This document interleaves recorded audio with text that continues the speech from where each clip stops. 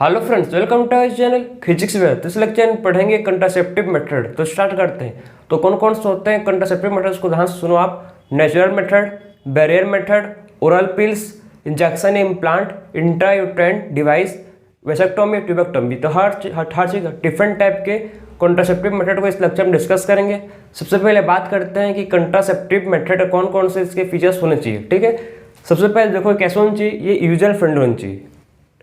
Contraceptive method कैसे होना चाहिए, ये यूजर फ्रेंडली होना चाहिए। ठीक है, इजिली अवेलेबल, कैसे मिले, इजिली अवेलेबल होना चाहिए। ठीक है, और इफेक्टिव एंड इरिवर्सिबल होना चाहिए। ठीक है, कैसे होना चाहिए, इफेक्टिव और इरिवर्सिबल होना चाहिए, और इसका लिस्ट साइड इफेक्ट हो। और कैसा हो इसका लिस्ट साइड इफेक्ट, तभी इसको यूज करेंगे प्रॉपर।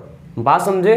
तो आखिर में कंट्रासेप्टिव मेथड कौन कौन से फीचर्स है समझे आप। सबसे पहले फीचर्स क्या है इसका, यूजर फ्रेंडली, ठीक है, इजिली अवेलेबल, और कैसे होना चाहिए, इफेक्टिव और इरिवर्सिबल, और लिस्ट साइड इफेक्ट होगा तभी इसको क्या करेंगे, इसको यूज करेंगे प्रॉपर। तो हम लोग बाहर चीज डिफरेंट टाइप के कंट्रासेप्टिव को पढ़ेंगे। सबसे पहले स्टार्ट करते हैं हम लोग नेचुरल मेथड। आखिर में कौन सा नेचुरल मेथड है, ठीक है, उसको देखते हैं। सो देखो, सबसे पहला है नेचुरल मेथड में पीरियोडिक एब्सिस्टेंस। मतलब क्या है इसका, कि इसमें क्या करते हैं, देखो 10 to 17 डेज, ठीक है, मेंस्ट्रुअल साइकिल में 10 to 17 डेज के बीच में, ठीक है, बिटवीन द पीरियड क्या होता है, फर्टाइल होता है। उसको बोलते हैं क्या, 10 to 17 डेज पीरियड को बोलते हैं फर्टाइल पीरियड। वहाँ पर हाई चांस ऑफ ओव्यूलेशन होता है। बिटवीन मेंस्ट्रुअल साइकिल के 10 to 17 डेज के बीच में क्या होता है, हाई चांस ऑफ ओव्यूलेशन होता है। ठीक है, तो उस टाइम क्या करना चाहिए, उस टाइम स्वेटस को अवॉइड करना चाहिए। बात समझ रहे हो, उस समय क्या करना चाहिए, उस समय क्वाइटस को अवॉइड करना चाहिए। तब क्या नहीं होगा, जब प्रेगनेंसी नहीं होगा। बात समझे। तो सबसे पहले मेथड क्या है, पीरियोडिक एब्सिस्टेंस। इसमें क्या करना चाहिए, देखो avoid coitus between 10 to 17 days of menstrual cycle, क्योंकि इसको बोलते हैं क्या, 10 to 17 डेज ये होता है आपका फर्टाइल पीरियड। ठीक है, क्या होता है आपका, ये होता है आपका फर्टाइल पीरियड। उसीलिए इसमें, ठीक है, फर्टाइल पीरियड होता है, उसीलिए इसमें क्या करना चाहिए, इसीलिए इसमें अवॉइड करना चाहिए स्वेटस। बात समझे, क्योंकि 10 to 17 डेज क्या होता है, इसमें ओव्यूलेशन होने का बहुत ही हाई चांस होता है। बात समझे, उसीलिए इसमें अवॉइड करना चाहिए। क्लियर है। तो ये सबसे पहले मेथड था, ठीक है, इसको बोलते हैं नेचुरल मेथड में सबसे पहला है पीरियोडिक एब्सिस्टेंस। ठीक है, तो क्यों करना, ठीक है, आप समझ गए क्यों, मतलब इसमें अवॉइड करना चाहिए, क्योंकि इसमें हाई चांस ऑफ क्या होता है, ओव्यूलेशन होने का चांस रहता है। सेकंड मेथड क्या है भाई, विड्रॉल एंड स्वेटस इंटरप्टस। ठीक है, so withdrawal and coitus interruptus में देखेंगे कि इसमें इसका क्या है। ठीक है, so male partner withdraw his penis from vagina just before ejaculation. मतलब इसमें जो मेल पार्टनर होगा, ठीक है, वो क्या करेगा, जस्ट बिफोर, ठीक है, जस्ट बिफोर इजैकुलेशन से अपना जो पेनिस है उसको वजाइना से रिमूव कर लेगा, विड्रॉ कर लेगा। ठीक है, इसको बोलते हैं हम लोग कौन सा मेथड है, विड्रॉल मेथड। ठीक है, तो आप समझिए इसमें क्या, जो मेल पार्टनर होगा वो क्या करेगा, अपना पेनिस को विड्रॉ करेगा जस्ट बिफोर इजैकुलेशन। इजैकुलेशन से पहले अगर वो विड्रॉ कर देगा तो ठीक है, ठीक है, तो अपना जो है उसको अवॉइड कर सकता है। क्लियर है आपको। तो ये सेकंड मेथड था जिसको बोलते हैं विड्रॉल एंड स्वेटस इंटरप्ट्स। ठीक, इसको ये भी क्या है, ये भी एक नेचुरल मेथड, लेकिन ये इसका फेलियर बहुत ही, मतलब इसका हाई चांस ऑफ फेलियर है। ठीक, इसका क्या है, हाई चांस ऑफ फेलियर है ये। फिर बात करेंगे हम लोग थर्ड मेथड जिसको बोलते हैं लैक्टेशनल एमिनोरिया। तो नेक्स्ट मेथड है जिसको बोलते हैं क्या, लैक्टेशनल एमिनोरिया। सो लैक्टेशनल एमिनोरिया क्या है भाई, एब्सेंस ऑफ मेंस्ट्रुअल साइकिल। ठीक है, लैक्टेशन जब होता है, ठीक, जब मदर मिल्क सेक्रेट करती है तो उस पीरियड को बोलते हैं लैक्टेशनल। ठीक है, तो एब्सेंस जब लैक्टेशनल होता है, ठीक है, तो उस समय जो मदर का मेंस्ट्रुअल साइकिल है वो स्टॉप हो जाता है। बात समझे, जब लैक्टेशन पीरियड में क्या होता है, मदर का मेंस्ट्रुअल साइकिल स्टॉप हो जाता है, रुक जाता है, क्योंकि उस मदर उस समय क्या अपने बेबी को लैक्टेट कर रही है। ठीक है, तो उस समय क्या होता है भाई, मेंस्ट्रुअल साइकिल स्टॉप हो जाता है, एब्सेंस होता है। ठीक है, तो इसी बोलते हैं लैक्टेशनल एमिनोरिया। तो इसमें क्या होता है, फाइनली इसमें होता है क्या, आप समझो ध्यान से कॉन्सेप्ट इसका, ovulation does not occur during intense lactation. जब लैक्टेशन टाइम क्या नहीं होता, ओव्यूलेशन नहीं होता। बात को समझो, ठीक है, क्या नहीं होता, लैक्टेशन समय ओव्यूलेशन नहीं होता। क्यों नहीं होता, आप इसको ध्यान से समझो। ठीक है, जब लैक्टेशन होता है, ठीक है, लैक्टेशन के लिए कौन सा हार्मोन रिस्पॉन्सिबल है फॉर मिल्क सिक्रेटिंग। ठीक है, मिल्क सिंथेसिस करने के लिए कौन सा हार्मोन रिस्पॉन्सिबल है, जिसको बोलते हैं प्रोलैक्टिन। ठीक है, तो प्रोलैक्टिन क्या है, ऐसा एक किसका रिस्पॉन्सिबल है फॉर सिंथेसिस ऑफ मिल्क। ठीक है, तो प्रोलैक्टिन किसका रिस्पॉन्सिबल, देखो ये responsible for synthesis of milk. तो प्रोलैक्टिन रिस्पॉन्सिबल है for synthesis of milk. Milk के सिक्रेशन के लिए कौन रिस्पॉन्सिबल भाई? मिल्क के सिक्रेशन के लिए प्रोलैक्टिन रिस्पॉन्सिबल है। ठीक है, ये हार्मोन है, इस नाम क्या है? हार्मोन है। ठीक है, तो अब देखो ये प्रोलैक्ट जब क्या होता है, जब प्रोलैक्टिन, ठीक है, मिल्क के बॉडी में क्या होता है, प्रोलैक्टिन जब लैक्टेशन टाइम ये हार्मोन क्या होता है, रिलीज होता है। ठीक है, तो हार्मोन का सिंथेसिस का, ये हार्मोन जो है ये सिंथेसिस करता है मिल्क। तो ये मिल्क जो हार्मोन है, ठीक है, ये हार्मोन जो हम लोग का GnRH है, ठीक है, GnRH। तो हार्मोन क्या करता है इसको समझो। ठीक है, जो प्रोलैक्टिन है ये क्या करता है, नेगेटिव, ये क्या करता है, GnRH को नेगेटिव फीडबैक देता है। क्या देता है भैया? GnRH को क्या देता है, नेगेटिव फीडबैक देता है। बात समझे? अगर नेगेटिव फीडबैक देगा, ठीक है, प्रोलैक्टिन जब, ठीक है, लैक्टेशन टाइम क्या होता है भाई? देखो लैक्टेशन टाइम प्रोलैक्टिन हार्मोन का सिंथेसिस होता है, और ये प्रोलैक्टिन किसको रिस्पॉन्सिबल है? प्रोलैक्टिन रिस्पॉन्सिबल है फॉर सिंथेसिस ऑफ मिल्क। तो प्रोलैक्टिन क्या करता है, समझना बात को, प्रोलैक्टिन नेगेटिव फीडबैक, ठीक है, प्रोलैक्टिन नेगेटिव फीडबैक देता है किसको? ये नेगेटिव फीडबैक देता है GnRH को। ठीक है, गोनाडोट्रोपिन रिलीजिंग हार्मोन को। GnRH का मतलब क्या है? Gonadotropin releasing hormone. तो प्रोलैक्टिन क्या करता है? प्रोलैक्टिन नेगेटिव फीडबैक देता है किसको? ये नेगेटिव फीडबैक देता है GnRH को। अगर ये GnRH को नेगेटिव फीडबैक देगा तो GnRH किसको सबमिट कर पाएगा? GnRH नेगेटिव, ठीक, इसको अगर नेगेटिव फीडबैक तो GnRH क्या करता है? ये एस्टिमेट करता है किसको? एंटेरियर, ठीक है, EP का मतलब क्या है? इंटीरियर, ठीक है, EP का मतलब होता है एंटेरियर पिट्यूटरी ग्लैंड। ठीक है, एंटेरियर पिट्यूटरी ग्लैंड। ठीक, तो देखो अगर प्रोलैक्टिन नेगेटिव फीडबैक देगा किसको? GnRH को। तो GnRH, ठीक है, GnRH क्या करता है भाई? GnRH क्या करता है, किसको एस्टिमेट करता है? GnRH एस्टिमेट करता है किसको? एंटेरियर पिट्यूटरी को। बात को समझो, GnRH क्या करता है? ये क्या करता है भाई? ये एस्टिमेट करता है किसको? एंटेरियर पिट्यूटरी को। और फिर एंटेरियर पिट्यूटरी क्या करता है? ये LH और FSH हार्मोन सीक्रेट करता है। बात समझ रहे हो पूरे खेल को इसका? प्रोलैक्टिन रिस्पॉन्सिबल है फॉर सिंथेसिस ऑफ मिल्क। ठीक है, और प्रोलैक्टिन क्या करता है? नेगेटिव फीडबैक देता है किसको? GnRH को। और GnRH क्या करता है भाई? आपको पता है इसका फंक्शन क्या? GnRH एस्टिमेट करता है किसको? एंटेरियर पिट्यूटरी को एस्टिमेट करता है, और फिर एंटेरियर पिट्यूटरी से दो हार्मोन का सिक्रेशन होता है। एक को बोलते हैं LH ल्यूटिनाइजिंग हार्मोन, ठीक है, जो रिस्पॉन्सिबल फॉर ओव्यूलेशन। किसका रिस्पॉन्सिबल फॉर? इससे क्या होता है?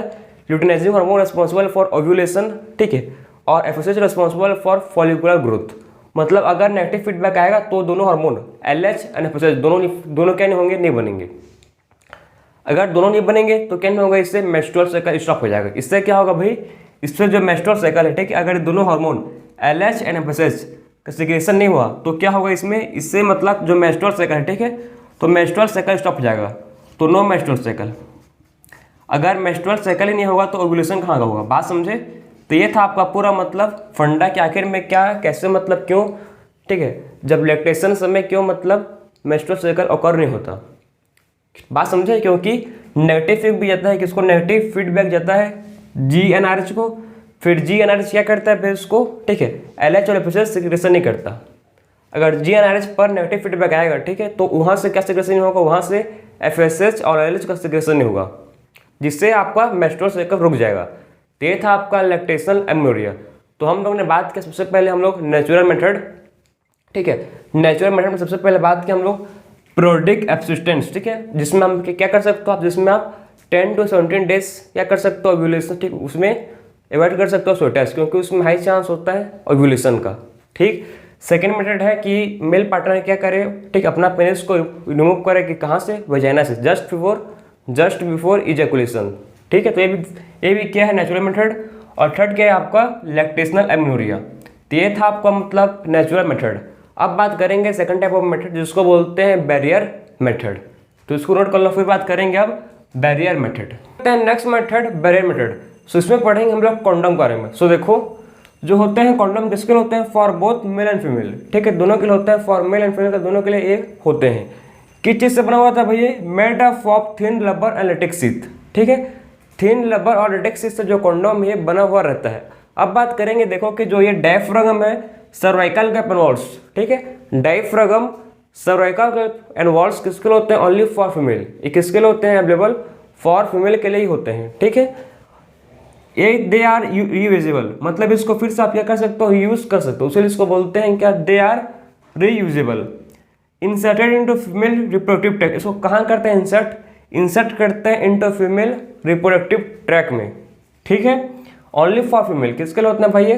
ठीक है, फीमेल के लिए खाली होते हैं। अब बात करेंगे कि इससे क्या मतलब होता है, ठीक है। तो देखो, prevention from STD and AIDS, मतलब ये क्या करता है भाई? ये प्रिवेंट करता है किसको? ठीक है, एसटीडी मतलब सेक्सुअल ट्रांसमिटेड डिसीज, ठीक है। सेक्सुअली ट्रांसमिटेड डिसीज क्या करता है? सेक्सुअली ट्रांसमिटेड डिसीज को प्रिवेंट करता है। और एड्स को, एक्वायर्ड अमीनो डिफिशियंसी सिंड्रोम, इसको भी क्या करता है भाई? प्रिवेंट करता है, ठीक। यूजर प्राइवेसी, ठीक है। यूजर क्या होता है? प्राइवेसी देता है भाई, सेल्फ इंसर्टेड होता है और डिस्पोजेबल होता है, मतलब इसके बहुत सारे क्या बेनिफिट हैं, ठीक है। तो ये मतलब इसको बोलते हैं हम लोग बैरियर मेथड। किसके लिए होता है? फॉर बोथ, मेल के लिए होते हैं और फीमेल के लिए। मेन जो फीमेल होता है कहाँ इसको इंसर्ट करता है? मेल इंसर्ट करता है इन पेनिस, ठीक है। और फीमेल इसको सर्वाइकल पर, सर्विक्स पर, ठीक है। अब बात करेंगे, देखो तो मतलब ये जो है, ठीक है, बैरियर मेथड, ये क्या करता है भाई? ये प्रिवेंट करता है किसको? फर्टिलाइजेशन। तो किसको प्रिवेंट करता है? ये प्रिवेंट करता है फर्टिलाइजेशन, ठीक है। तो क्या करता है भाई? ये प्रिवेंट करता है फर्टिलाइजेशन को। तो हम लोग बोल सकते हैं कि इसको प्रिवेंट करता है फर्टिलाइजेशन को, क्या करता है? प्रिवेंट फर्टिलाइजेशन, ठीक है। तो फर्टिलाइजेशन क्या करता है भाई? ये प्रिवेंट करता है। तो ये था हम लोग का मतलब बैरियर मेथड, जो क्या करता है? फर्टिलाइजेशन को प्रिवेंट करता है, मतलब fusion of ovum and sperm को नहीं होने देता, उसको प्रिवेंट करता है, बैरियर की तरह काम करता है, ठीक है। तो ये था हम लोग का सेकंड बैरियर मेथड। अब बात करेंगे, ठीक है, अब बात करेंगे थर्ड मेथड, तो इसको नोट कर लो, फिर देखेंगे अब इंट्रायूटेराइन डिवाइस। इंट्रायूटेराइन डिवाइस, तो इंट्रायूटेराइन डिवाइस में क्या कौन कौन सा आता है मेथड? इसको देखो, सबसे पहले इसमें आता है क्या? नॉन मेडिकेटेड, फिर आता है कॉपर रिलीजिंग और फिर आता है हार्मोन रिलीजिंग। सबसे पहले देखो क्या आता है इसमें? Non medicated. तो नॉन मेडिकेटेड क्या करता है भाई? ये इंक्रीज करता है किसको? फैगोसाइटोसिस ऑफ स्पर्म को, ठीक है। नॉन मेडिकेटेड क्या करता है? नॉन मेडिकेटेड ये इंक्रीज करता है किसको? फैगोसाइटोसिस ऑफ स्पर्म को। क्लियर है?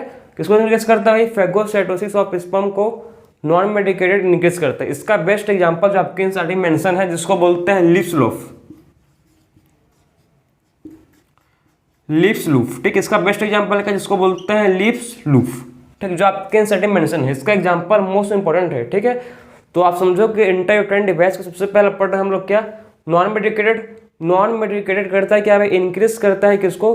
फैगोसाइटोसिस ऑफ स्पर्म को। इसका एग्जांपल है लिप्स लूफ। फिर बात करेंगे सेकंड, कॉपर रिलीजिंग। तो कॉपर रिलीजिंग में क्या आता है भाई? ये क्या करता है? कॉपर रिलीजिंग सप्रेस करते हैं स्पर्म मोटिलिटी को। क्या करते हैं? कॉपर रिलीजिंग ये सप्रेस करते हैं स्पर्म के मोटिलिटी को। क्या करते हैं भाई? कॉपर रिलीजिंग सप्रेस करते हैं, ठीक है। इसका हम लोग एग्जाम्पल बात करें तो इसका एग्जाम्पल है CUT, ठीक है। फिर आता है इसमें कॉपर टी, ठीक, CUT मतलब कॉपर टी, ठीक है।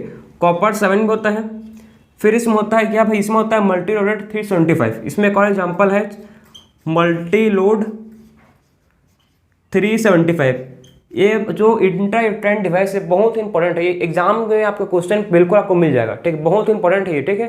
तो इसके एग्जांपल्स और क्या फंक्शन है इसको आप कभी मत भूलना भाई, इसको अच्छे से आप करो। सबसे इंपॉर्टेंट पार्ट है आपका इंट्रायूटेराइन डिवाइस, तो मोस्ट इंपॉर्टेंट पार्ट, ठीक, इंपॉर्टेंट है, इसको छोड़ना ही है आपको। हर एग्जाम्पल हर चीज को प्रॉपर समझे इसका। तो कॉपर रिलीजिंग क्या करता है भाई? कॉपर रिलीजिंग स्पर्म के मोटिलिटी को सप्रेस करता है, ठीक है। कॉपर रिलीजिंग क्या करता है? स्पर्म के मोटिलिटी को सप्रेस करता है। इसके एग्जांपल्स है कॉपर टी, ठीक है, कॉपर टी, कॉपर 7 और मल्टी लोड 375, इसके एग्जांपल्स हैं। अब बात करेंगे थर्ड जो है हार्मोन रिलीजिंग। जो हार्मोन रिलीजिंग है क्या करता है भाई? ये क्या करता है? ये यूट्रस को अनसुटेबल करता है फॉर इम्प्लांटेशन, ठीक है। क्या करता है? यूट्रस को मतलब अनसुटेबल कर देता है। क्या करता है? यूट्रस को अनसुटेबल कर देता है फॉर इम्प्लांटेशन, ठीक है। तो मेक द यूट्रस अनसुटेबल, क्या कर देता है? यूट्रस को अनसुटेबल कर देता है फॉर इम्प्लांटेशन, ठीक है।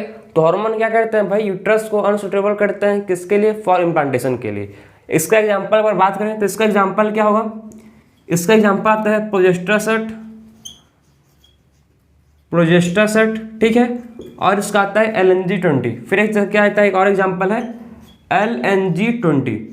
Example are the most important part, ठीक है। तो एग्जाम्पल को आपको करना है। आखिर में क्या करता है, सबसे पहले समझो आप कि हार्मोन रिलीजिंग क्या करता है, ये यूट्रस को अनसुटेबल करता है। क्या करता है भाई, यूट्रस को अनसुटेबल करता है फॉर इम्प्लांटेशन। बस इतना ही समझना है कि हार्मोन रिलीजिंग क्या करता है, ये यूट्रस को अनसुटेबल करता है फॉर इम्प्लांटेशन। तो हम लोग ने डिस्कस किया अब, ठीक है। हम लोग का थर्ड मेथड जिसको बोलते हैं इंट्रा यूट्राइन डिवाइस। आखिर में कौन कौन से क्या होता है इंट्रा यूट्राइन डिवाइस, सबसे पहले पढ़े हम लोग नॉन मेडिकेटेड। नॉन मेडिकेटेड का मतलब क्या है, वो क्या करता है, नॉन मेडिकेटेड वो इंक्रीज करता है किसको भाई, नॉन मेडिकेटेड इंक्रीज करता है स्पर्म फेगोसिटिस को, ठीक है। तो इंक्रीज द फेगोसिटिस ऑफ स्पर्म, ठीक है। क्या करता है नॉन मेडिकेटेड, इंक्रीज करता है फेगोसिटोसिस ऑफ स्पर्म को, ठीक है। तो फेगोसिटोसिस ऑफ स्पर्म को क्या करता है, नॉन मेडिकेटेड इंक्रीज करता है। इसका एग्जांपल बात करें तो लीफ स्लोफ, ठीक है, लीफ स्लूफ, ठीक। अब बात करें next copper releasing. Copper releasing क्या करता है, जो कॉपर रिलीजिंग है, ठीक है, क्या करता है, जो आपका स्पर्म का मोटिलिटी है उसको सप्रेस कर देता है। स्पर्म के मोटिलिटी को क्या करता है कॉपर रिलीजिंग सप्रेस करता है, ठीक है, जो सप्रेस करता है उसके मोटिलिटी को। इसका एग्जांपल बात करें CUT CUT7, ठीक है, CUT CUT7 और क्या है मल्टीलोड 375। अब थर्ड जिसके बारे में बात करें, थर्ड हम लोग का है हार्मोन रिलीजिंग। तो हार्मोन रिलीजिंग क्या करता है, यूट्रस को अनसुटेबल करता है फॉर इम्प्लांटेशन। हार्मोन रिलीजिंग क्या करता है, यूट्रस को अनसुटेबल करता है फॉर इम्प्लांटेशन। इसका एग्जांपल के बारे में बात करें तो प्रोजेस्टेरोन और LNG-20, ठीक है। तो ये था हम लोग का हार्मोन, ठीक है, रिलीजिंग था। तो हम लोगों ने देख लिया इसमें कि क्या होते हैं इसके इंट्रा यूट्राइन डिवाइस। अब बात करेंगे हम लोग नेक्स्ट, ठीक है, कॉन्ट्रासेप्टिव मेथड। तो इसको नोट कर लो, फिर देखेंगे अब नेक्स्ट। अब देखते हैं next method oral pills. Oral pills उसके लिए देखो प्रोजेस्टेरोन या फिर प्रोजेस्टेरोन प्लस एस्ट्रोजन कॉम्बिनेशन का, ठीक। आप खाली मतलब इसको प्रोजेस्टेरोन का या फिर प्रोजेस्टेरोन प्लस एस्ट्रोजन कॉम्बिनेशन का पिल्स ले सकते हो। पिल्स मतलब क्या होता है, टैबलेट, ठीक है। पिल्स मतलब क्या होता है भाई, पिल्स मतलब होता है टैबलेट। इसको लेते हो आप 21 दिन तक लेते हैं इसको। कैसे भाई, daily for a period of 21 days. 7 days gap करते हैं, क्योंकि 7 डेज तक मतलब मानते हैं कि 7 डेज में क्या होता है मेंस्ट्रुअल होता है बोल के, ठीक है। उसीलिए 7 डेज गैप करते हैं, इसको टोटल मतलब 21 डेज लेते हैं। ओरल पिल्स को प्रोजेस्टेरोन या फिर आप प्रोजेस्टेरोन प्लस एस्ट्रोजन पिल्स को 21 डेज लेते हैं, ठीक, फीमेल। क्लियर है आपको। तो इसमें 21 डेज तक लेते हैं, ठीक। 7 डेज से क्या होता है इसमें गैप होता है, तो इसको मतलब लेते हैं, ठीक है। बाकी आप बात करेंगे एक फेमस, ठीक है, सहेली। सहेली क्या है, एक पिल से टेबलेट है, ठीक है, जो एक हफ्ते में मात्र एक बार लेते हैं, only once a week. Once in a week pill मतलब ओनली मतलब एक हफ्ता में इसको एक ही टोक लेते हैं पिल्स को, जिसका नाम क्या है सहेली। नॉन स्टेरॉइडल कैसा होता है भाई, ये नॉन स्टेरॉइडल होता है, ठीक है। कैसा होता है ये पिल्स, नॉन स्टेरॉइडल होता है और इसका बहुत ही कम क्या होता है, बहुत ही कम इसके साइड इफेक्ट होते हैं, ठीक है। तो सहेली क्या है, वंस इन अ वीक पिल है, ठीक है, नॉन स्टेरॉइडल होता है और इसका बहुत ही कम क्या है, लीस्ट साइड इफेक्ट है। कहाँ इसको डेवलप्ड किए हैं, इसको डेवलप्ड किए हैं इन CDRI। CDRI का मतलब क्या है, सेंट्रल ड्रग रिसर्च इंस्टीट्यूट, ठीक है। सेंट्रल ड्रग रिसर्च इंस्टीट्यूट कहाँ है, लखनऊ में है। सेंट्रल ड्रग रिसर्च इंस्टीट्यूट कहाँ पर है भाई, ये प्रेजेंट है आपके लखनऊ में, ठीक, इंडिया के लखनऊ में, ठीक है। तो सहेली क्या समझ गए कि वंस इन अ वीक पिल है, नॉन स्टेरॉइडल है, लीस्ट साइड इफेक्ट है और इसके कहाँ डेवलप हुआ, ये डेवलप हुआ है CDRI सेंट्रल रिसर्च, ठीक है, सेंट्रल ड्रग रिसर्च इंस्टीट्यूट में। ये जो ओरल पिल्स से करता है क्या है, ओरल पिल्स का मेन फंक्शन है किसको इनहिबिट करता है, ये इनहिबिट करता है ओव्यूलेशन एंड इम्प्लांटेशन को, ठीक है। तो क्या करता है समझो, ये इनहिबिट करता है किसको भाई, ये आपको इनहिबिट करता है, ठीक है।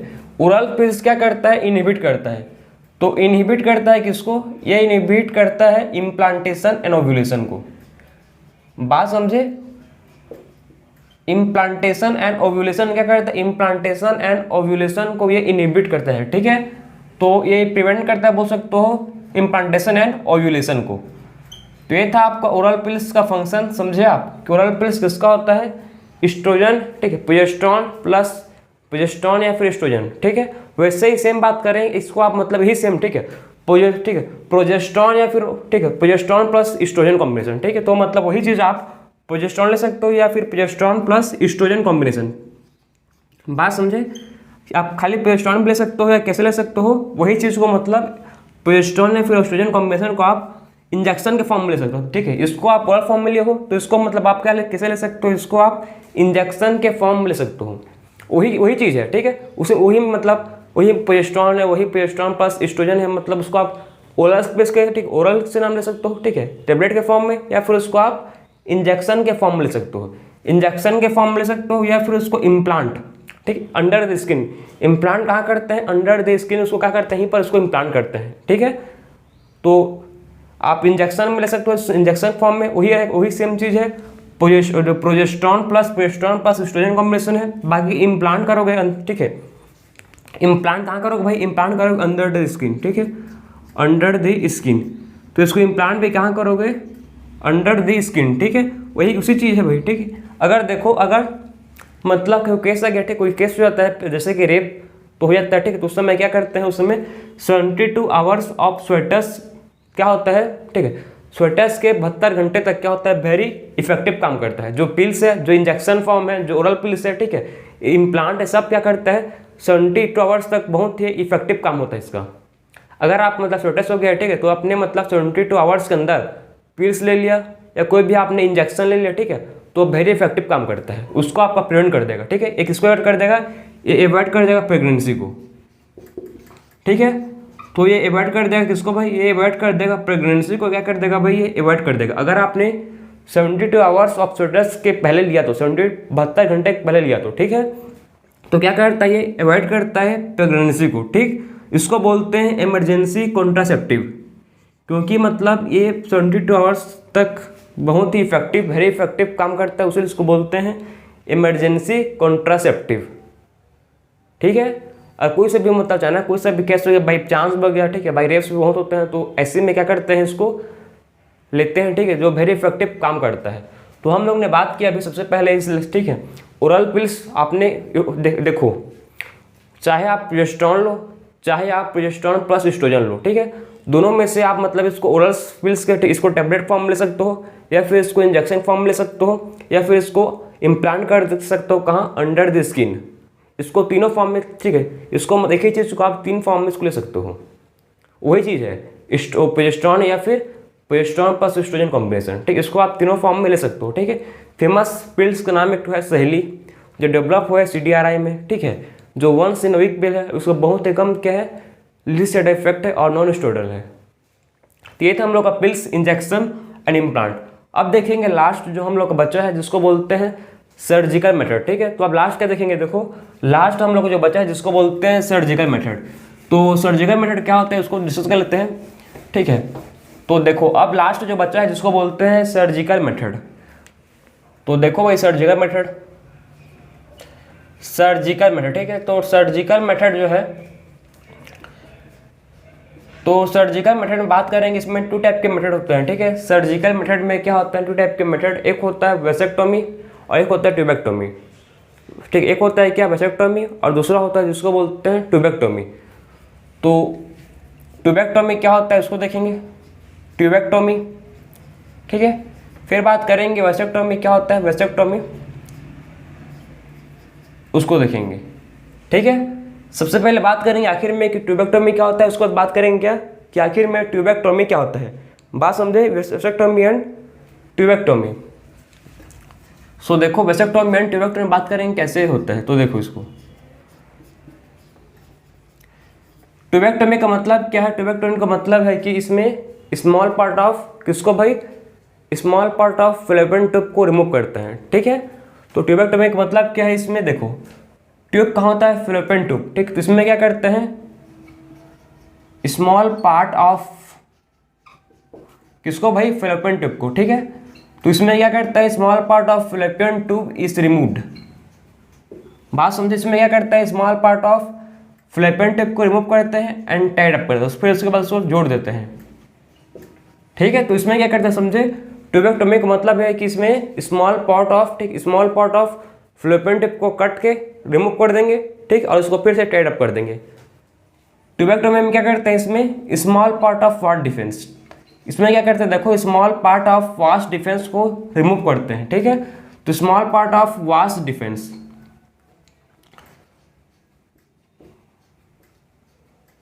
तो इसमें क्या करते हैं भाई? वेसेक्टोमी में इसमें small part of vast defence को रिमूव करते हैं, ठीक है। क्या करते हैं? इसमें इस रिमूव्ड, तो small part of vast defence को इसमें रिमूव करते हैं एंड टाइड ऑफ, इसको भी क्या करते हैं फिर उसके बाद एंड जोड़ देते हैं, ठीक है। सिंपल है। सर्जिकल मेथड में हम लोग पढ़े सबसे पहले ट्यूबेक्टोमी क्या होता है। ट्यूबेक्टोमी में क्या करते हैं, फ्लोपियन ट्यूब किसमें होता है, फीमेल में होता है फ्लोपियन ट्यूब, पता है ना आपको कि फीमेल में क्या होता है, फीमेल में होता है फ्लोपियन ट्यूब। तो फीमेल में क्या करते हैं, small part of fallopian tube को कट कर देते हैं, उसको टाइड अप कर देते हैं, ठीक है। वैसे ही मेल में होता है प्रेजेंट क्या, वसेक्टोमी, जिसमें स्पर्म फ्लो होता है, ठीक है।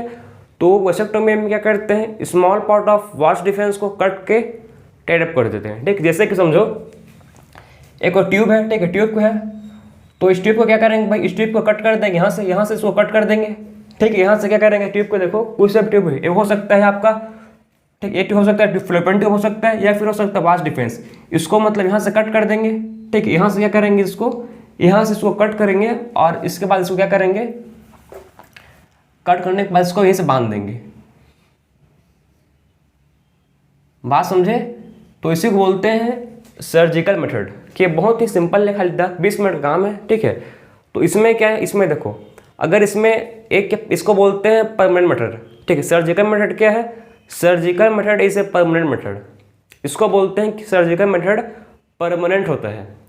जितने भी हम लोग पढ़े अभी कॉन्ट्रासेप्टिव डिवाइस, ठीक, उस परमानेंट नहीं था, लेकिन जो सर्जिकल मेथड है, सर्जिकल मेथड क्या होता है, परमानेंट होता है, ठीक है। जिसमें स्पर्म का फॉर्मेशन होगा, जिसमें ठीक मेंस्ट्रुअल साइकिल होगा, ओवम बनेगा, लेकिन बस इसमें क्या नहीं होगा, जो इसमें फर्टिलाइजेशन नहीं हो पाएगा, क्योंकि इसमें स्पर्म पहुंच नहीं पाएगा पेनिस के पास। बात समझे, ठीक है।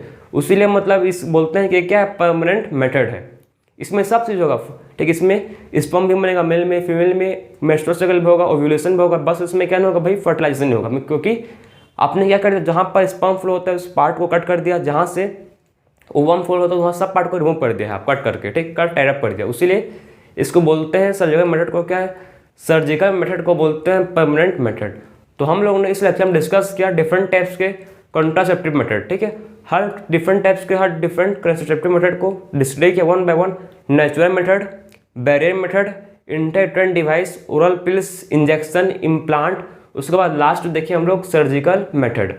तो अब इंपॉर्टेंट है बहुत ही, क्या है आपके एनसीईआरटी के, आपके एग्जाम पॉइंट ऑफ व्यू के लिए बहुत ही चीज़ इंपॉर्टेंट है, इसको अच्छे से आप इसको रिवाइज करना, सिंपल है, ठीक है। सो मिलते हैं अब नेक्स्ट लेक्चर में। राधे राधे।